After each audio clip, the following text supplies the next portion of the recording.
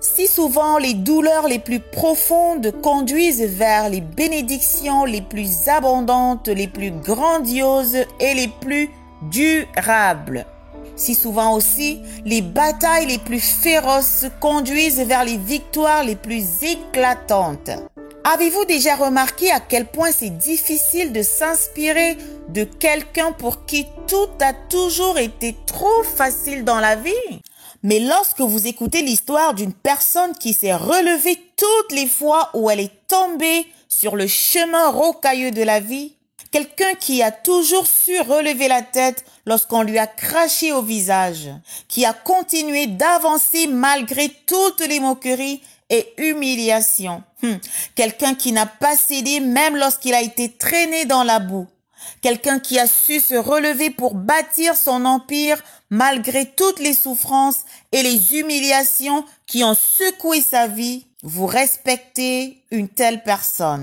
Et même si vous ne l'aimez pas, vous lui vouez du respect. Psaume 126 au verset 5 dit que ceux qui sèment avec larmes moissonneront avec chant d'allégresse. Alors, vous traversez peut-être en ce moment des situations pour lesquelles vous ne voyez aucune porte de sortie. Tout vous semble sans issue. Des situations où vous avez l'impression de ramer à contre-courant. Mais j'ai une bonne nouvelle pour vous. Quelle que soit la durée de la nuit, le jour finit toujours par se lever. Il est écrit que le soir arrivent les pleurs et le matin l'allégresse. Vous savez très bien que même la nuit la plus ténébreuse et la plus longue finit par s'épuiser pour céder la place au jour qui se lève et à la lumière. Mais parfois, nous sommes vraiment si concentrés sur la nuit qu'on semble oublier que le jour va se lever.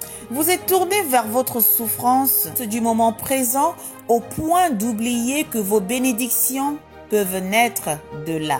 La plupart des problèmes auxquels les gens font face dans la vie les conduisent toujours à des bénédictions qui dépassent tout entendement. Nous devons apprendre à garder à l'esprit que chaque fois où un problème survient, nous devons avant tout garder nos regards fixés sur celui qui est le maître des temps et des circonstances, celui qui est la source de toutes choses, celui par qui toute chose est venue à l'existence, celui qui parle à la chose et elle s'accomplit, celui qui s'appelle Je suis. Oui, il s'appelle Je suis. Il est le commencement et la fin. Il fait droit aux opprimés. Il fait des vents ses messagers. Voyez-vous, je parle de celui qui fait de ses serviteurs des flammes de feu. Il regarde la terre et elle tremble. Il touche les montagnes et elles sont fumantes. Il soutient ceux qui tombent et il redresse ceux qui sont courbés. La terre et tout ce qu'elle renferme lui appartiennent. Nous devons tourner nos regards premièrement vers Dieu. Je ne sais pas à quelles difficultés vous faites face en ce moment.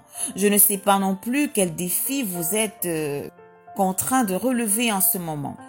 Je ne sais comment vont vos affaires. Il s'agit peut-être des problèmes à votre lieu de travail ou dans votre famille ou encore tout autre problème dans tout autre domaine de votre vie. Mais une chose dont je suis certaine, c'est que la joie arrive. L'allégresse arrive. Peut-être pas à 2 heures du matin, peut-être pas non plus à 3 heures du matin, mais dès 4 heures du matin, les ténèbres commenceront à reculer de plus en plus et à 5 heures, ils s'enfuiront. Ils n'en pourront plus parce que 6 heures du matin ne les trouvera pas. Mais à quelle période de votre vie correspondent 3 heures du matin ou 5 heures du matin ou encore 6 heures du matin? Ça, je ne le sais pas. Mais ce que je sais avec assurance, c'est que votre temps d'exaltation et d'allégresse arrive.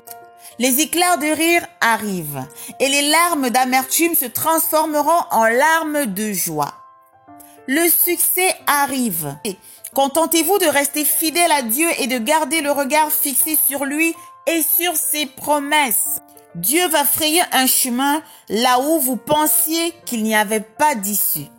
Il est très important de cesser de glorifier les problèmes et de penser que les problèmes, quels qu'ils soient, sont plus grands que ce que Dieu peut faire parce que ce n'est pas vrai. Il est temps de cesser de faire croire à vos difficultés et à vos problèmes qu'ils contrôlent votre vie. Cessez de donner du pouvoir à vos problèmes. Nous savons que nous avons le pouvoir de nous contrôler. Et si nous pouvons nous contrôler et garder notre maîtrise de soi, nous en sortirons toujours triomphants.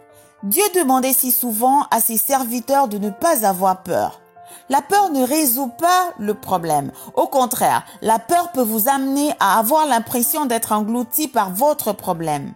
Souvenons-nous de ce que Dieu avait dit à Josué. Ne t'ai-je pas donné cet ordre? Fortifie-toi et prends courage. Ne t'effraie point et ne t'épouvante point. Car l'Éternel ton Dieu est avec toi dans tout ce que tu entreprendras. Alors vous êtes peut-être au milieu des épreuves en ce moment. Il nous le promet dans Ésaïe au chapitre 43 et au verset 2. Si tu traverses les eaux, je serai avec toi, et les fleuves, ils ne te submergeront point. Si tu marches dans le feu, tu ne te brûleras pas, et la flamme ne t'embrasera pas. Vous étiez peut-être fiancé à quelqu'un et cette personne vous a quitté. Vous aviez placé tout votre espoir dans cette relation et vous avez l'impression maintenant que vous ne vous relèverez jamais. Mais prenez en compte le fait qu'à cette douleur que vous ressentez est rattachée une bénédiction. Dieu est en train d'ouvrir les portes pour une rencontre avec la véritable personne qui vous est destinée. Et votre précédente relation a contribué à forger votre caractère afin que vous puissiez mieux apprécier l'autre personne qui arrive et qui vous est réellement destinée. Vous avez le droit de pleurer. Peut-être que pour l'instant, vos larmes vous empêchent de voir ce trésor caché dans votre peine, mais le matin viendra l'allégresse. Écoutez-moi bien. Le diable ne voudrait pas que vous profitiez de cette bénédiction et c'est pour ça qu'il vous afflige. Il veut garder vos pensées tournées vers le mal qu'il vous fait subir. Ceci est très important. Le diable veut vous voir avoir peur. Il veut vous voir rester focalisé et concentré sur l'affliction qu'il sème dans votre vie. Il veut voir toute votre attention focalisée là-dessus. Vous devez donc garder vos pensées tournées plutôt vers Dieu et vous focaliser plutôt sur ses promesses parce qu'il a pour vous des projets de paix et non de malheur afin de vous donner un avenir et de l'espérance. Quel que soit ce que vous traversez, ne laissez pas la peur vous submerger. La Bible demande plus de 300 fois de ne pas avoir peur. Gardez les yeux fixés sur Dieu et sur ses promesses. Quelle que soit la durée de la nuit, le jour finira par se lever. Et n'oublions jamais ceci. Quand tout va bien, vous devez prier. Quand tout va mal, vous devez prier. Quand rien ne se passe, vous devez prier. Et quand tout roule, vous devez continuer de prier. Priez sans cesse. Voilà. C'était là le message d'aujourd'hui. À ceux qui ne sont pas encore abonnés, faites-le pour être prévenus à chaque publication d'une nouvelle vidéo. Sur Lève-toi et brille, motivation. Bonne journée!